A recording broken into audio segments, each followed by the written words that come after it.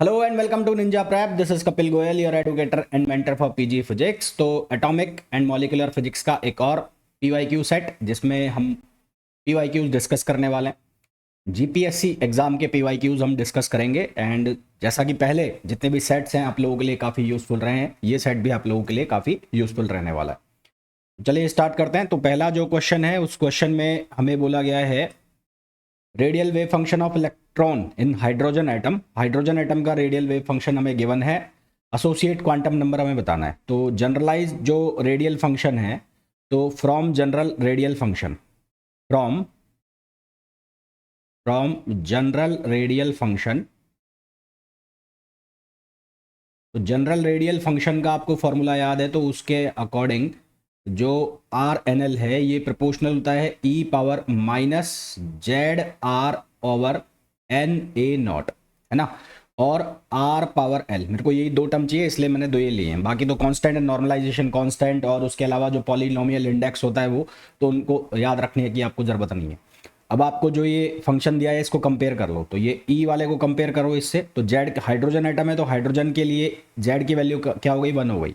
तो for H two Z is equals to 1, Z की value 1 हो गई। अब इसको कंपेयर करो आप, e power minus R upon 2 a naught और ये e power minus R upon N a naught. तो इन दोनों को कंपेयर करोगे तो यहाँ से एन की वैल्यू 2 आ गई। तो ये वाले दो ऑप्शन तो गलत हो गए।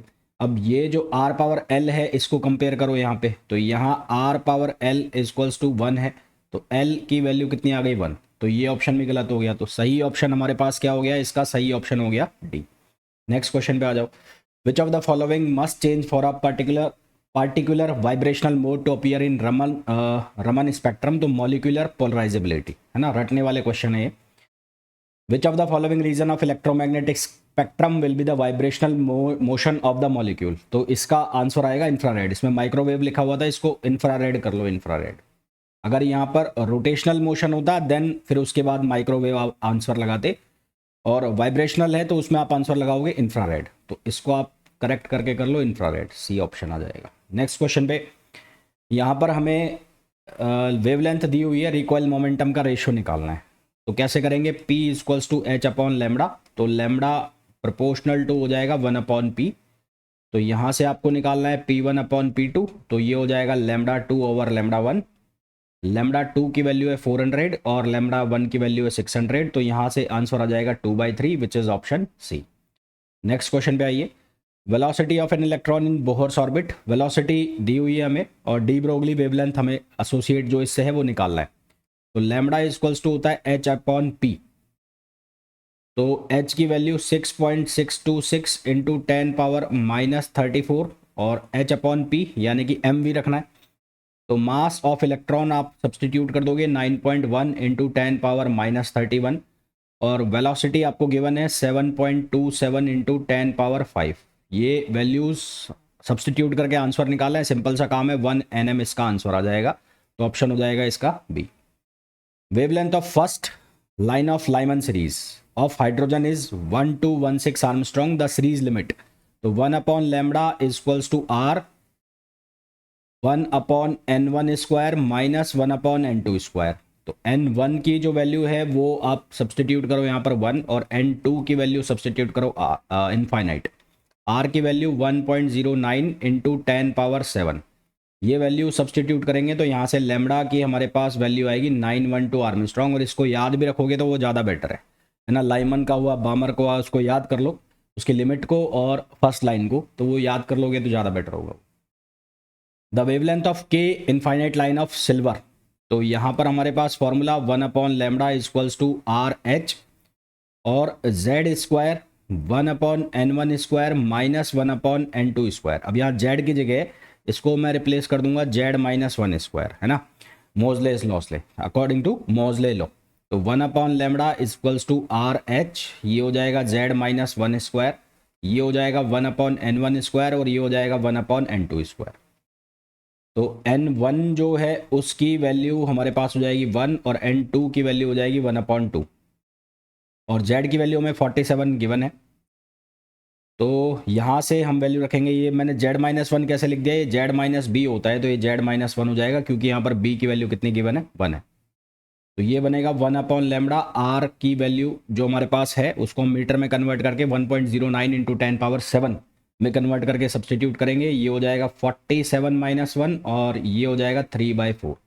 इसको सिंप्लीफाई हमें करना है, सिंप्लीफाई मेरे हिसाब से आप बहुत आराम से कर लोगे।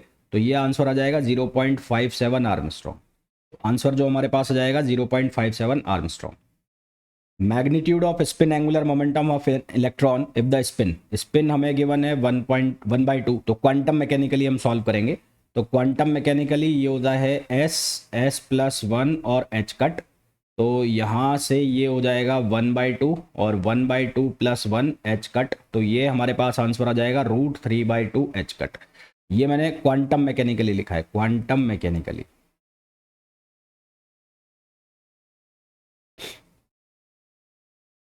अगर आप इसको ओल्ड मैकेनिक्स के अकॉर्डिंग लिखोगे तो फिर ये लिखा जाएगा SZ h कट, है ना। जेड डायरेक्शन में इसका जो कंपोनेंट होगा वो लेना है और फिर उसको h कट से मल्टीप्लाई करना होता है। Total angular momentum of J of electron D shell. तो फॉर डी शेल L की वैल्यू हो जाएगी 2 और S की वैल्यू आपको लेनी है 1/2। तो J जो होता है वो होता है L ± S। तो यहाँ एक बार आप इस वैल्यू को लिखो 2 + 1/2 तो ये बन जाएगा 5/2। और एक बार इस वैल्यू को लिखो आप L - S तो ये हो जाएगा 2 - 1/2 यानी कि कितना 3/2। आंसर जो आप लोगों के पास आएगा वो आ जाएगा A। What are the values of L, S and J for electron in atomic state? तो 4d 5/2 है। तो इसको हम कंपेयर करें 2s+1 स्पेक्ट्रोस्कोपिक टर्म से और J से। तो यहाँ 2s+1 की जो वैल्यू है वो बन रही है 4। तो 2s की वैल्यू 3 और s की वैल्यू हो जाएगी 3/2। तो ये ऑप्शन तो कट हो गया। उसके बाद जे की जो वैल्यू यहाँ से बन के आ रही है वो आ रही है 5/2। इन दोनों को कंपेयर करोगे तो जे की वैल्यू 5/2, ये भी गलत हो गया। तो ऑप्शन तो आपको पता ही लग गया, ये आंसर आ गया। और एल की वैल्यू, एल ये है एल, यहाँ पर एल डी के लिए, तो L for D subshell कितना हो जाएगा 2। तो सही आंसर आपके पास कितना आ जाएगा, सी आ जाएगा। नेक्स्ट क्वेश्चन पे आ जाओ। Lande G factor for an electron in P subshell. तो जी आई का formula 1 + J+1 + S+1 minus L+1 over ये हो जाएगा 2J+1। अब यहाँ S की वैल्यू 0 है तो S 0 है तो S+1 ये भी 0 हो जाएगा। J की वैल्यू यहाँ 1 है तो J+1 ये हो जाएगा 2। और P सब शेल है तो P के लिए L की वैल्यू कितनी हो जाएगी 1। तो यहाँ पर L की वैल्यू 1 है तो L+1 ये भी हो जाएगा 2। तो यहाँ वैल्यू सब्सटीट्यूट करनी है तो ये हो गया 2, ये हो गया 0, ये हो गया -2 और अपॉन ये कितना हो जाएगा, ये हो जाएगा 4। तो ये तो ओवरऑल 0 हो जाएगा। तो यहाँ से आंसर आ जाएगा हमारे पास 1। तो सही आंसर हमारे पास आ जाएगा 1। Zeeman effect is phenomena of splitting of spectroscopic level in presence of magnetic field. हालांकि जीमान इफेक्ट जो है वो एग्जैक्टली होता क्या है, यहाँ पर इनइलास्टिक स्कैटरिंग हो जाती है ना, इनइलास्टिक स्कैटरिंग ऑफ फोटॉन्स। तो उसकी वजह से मेनली जीमान इफेक्ट आता है। और एक्सटर्नल अगर मैग्नेटिक फील्ड लगाओ तो फिर पास्चन बेक इफेक्ट हो जाता है। ग्राउंड स्टेट एनर्जी हाइड्रोजन की दी है तो यहाँ पर सेकंड एक्साइटेड स्टेट की पूछिए। फॉर्मूला लिख लेता हूँ -13.6 Z²/n²।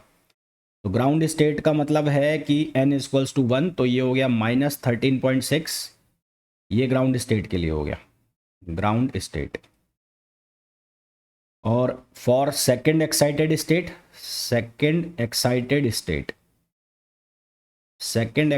स्टेट के लिए आप बात करो तो उसके लिए n की वैल्यू हो जाएगी 3rd।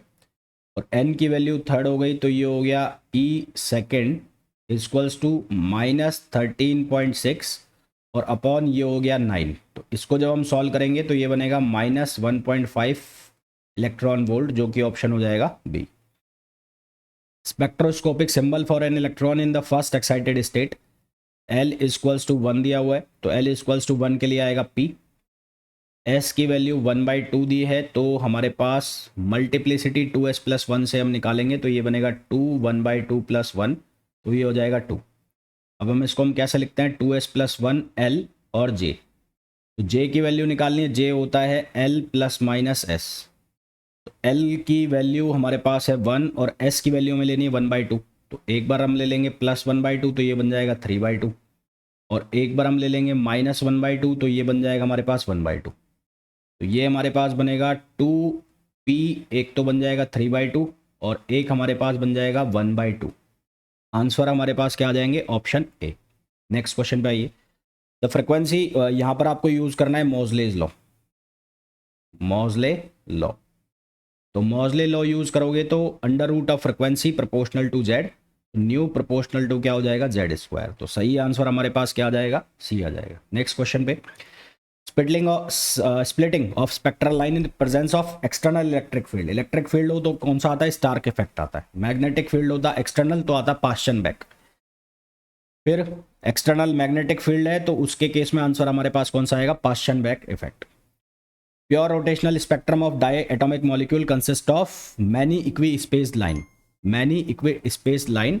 और ये जो स्पेसिंग जो है इन लाइंस के बीच की, ये निकाली जाती है मॉलिक्यूलर रोटेशनल कांस्टेंट से, है ना। तो मैं यहाँ लिख भी देता हूँ, स्पेसिंग बिटवीन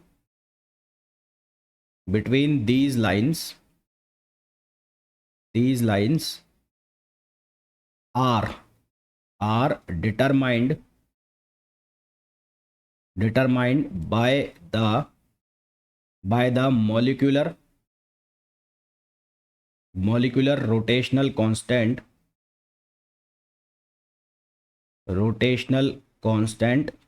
B। तो आंसर हमारे पास आ जाएगा कौन सा, डी आ जाएगा। विच of the following molecule absorb infrared light, तो ये जो है ये है होमोन्यूक्लियर, तो ये एब्जॉर्ब नहीं करेगा। ये भी होमोन्यूक्लियर है और ये भी होमोन्यूक्लियर है, ये है हेट्रो, तो ये एब्जॉर्ब कर लेगा। तो ये हमारे पास सही आंसर होगा। इसका वैसे भी आप कर सकते हो, इंफ्रारेड लाइट वाला आप वैसे भी कर सकते हो कि जो हमारे पास ग्रीन हाउस इफेक्ट है वो भी कार्बन डाइऑक्साइड के एमिशन से ज़्यादा होता है, तो वैसे भी आंसर आप लगा सकते हो इसका। Raman scattering of diatomic molecule, the shifted frequency depends on, तो शिफ्टेड फ्रिक्वेंसी डिपेंड करती है किस किस के ऊपर, मोमेंट ऑफ इनर्शिया के ऊपर, फिर फोर्स कांस्टेंट के ऊपर, फोर्स कांस्टेंट के, ठीक है, इनके ऊपर डिपेंड करती है। अब ये जो मोमेंट ऑफ इनर्शिया है ये रेसिप्रोकल होता है कांस्टेंट, रोटेशनल कांस्टेंट, ये है रोटेशनल कांस्टेंट, तो ये रोटेशनल कांस्टेंट के रेसिप्रोकल होता है। कैसे होता है, इसकी वैल्यू होती है B=H²/8π²IC। जो I है ये होता है मोमेंट ऑफ इनर्शिया, तो मोमेंट ऑफ इनर्शिया पे डिपेंड करता है। Next question, vibrational energy level corresponding to infrared region of electromagnet. हाँ, वाइब्रेशन का मैंने आपको पहले भी बताया, ये अब क्वेश्चन को घुमा के फिर से पूछ लिया गया सेम पेपर में, तो ये आंसर आ जाएगा हमारे पास। नंबर ऑफ फोटोन्स हमें निकालने हैं तो वो होता है P/E, तो E की वैल्यू आपको निकालनी है, वो निकालोगे आप hc/λ से, और P की वैल्यू आपको गिवन है 1 वाट। सॉल्व करोगे तो आंसर आएगा इसका 2.8 × 10⁻18। विच of the following state is not required, stimulated emission is not required. Metastable required होगा, ऑप्टिकल पंपिंग रिक्वायर्ड होगी, स्टिमुलेटेड एब्जॉर्प्शन रिक्वायर्ड होगा, ये सी रिक्वायर्ड नहीं होगा। After LS coupling the spin quantum number S3/2, multiplicity निकालनी है तो multiplicity बराबर होती है 2s+1, तो ये हो जाएगा 2 × 3/2 + 1, तो यहाँ से आंसर हमारे पास बनेगा 4। तो बहुत ही सिंपल से क्वेश्चन थे, ऐसा कोई बहुत भारी क्वेश्चन नहीं थे, इजीली आप इनको कर सकते हो। और मेरे हिसाब से आप इनको आज भी करोगे तो आपको 10 दिन तक भी याद रहेंगे कि इनके आंसर क्या थे, है ना। तो एटॉमिक और मॉलिक्यूलर के बहुत सिंपल से क्वेश्चन आते हैं। अगले 1-2 दिन में मैं और कुछ क्वेश्चन इसके कराने वाला हूँ, तो इसी तरह के क्वेश्चन होंगे वो भी, और सिंपल से क्वेश्चन है और आप देख रहे हैं कि इनको आप आसानी के साथ सॉल्व कर सकते हैं। और उसके बाद 2-3 लेक्चर मैं लूँगा मैथमेटिकल फिजिक्स के ऊपर, जिसमें हम बात करेंगे स्पेशली जो न्यूमेरिकल एनालिसिस वाला पार्ट होता है, जिसमें हम एरर्स फाइंड आउट करते हैं, उसकी मैं बात करूँगा, तो वो हम सॉल्व करेंगे। तो मिलते हैं नेक्स्ट वीडियो में, till then thank you, bye bye.